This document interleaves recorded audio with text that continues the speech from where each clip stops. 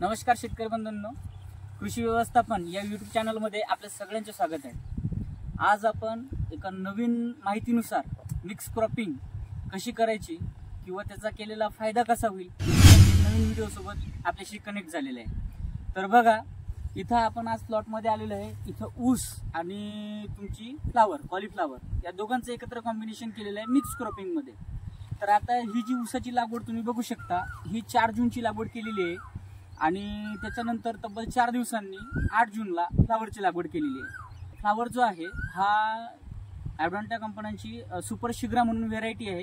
ही फ्लावरची variety आहे आणि याच्यामध्ये आपण 86-032 म्हणून ऊसाची लागवड केलेली आहे। तर आता जवळपास एक 40 दिवसांचा प्लॉट झालेला आहे। ऊसाची ग्रोथ वगैरे पण चांगली झालेली आहे। त्याच्यानंतर फ्लावरला फुटवा वगैरे पण चांगला झालेला आहे।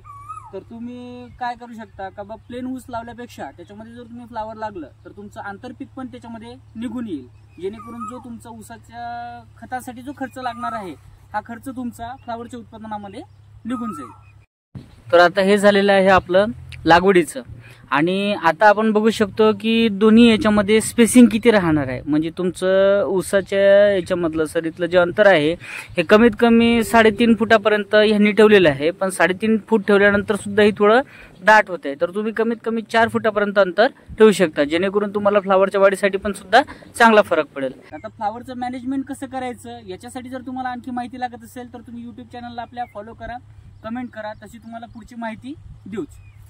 धन्यवाद।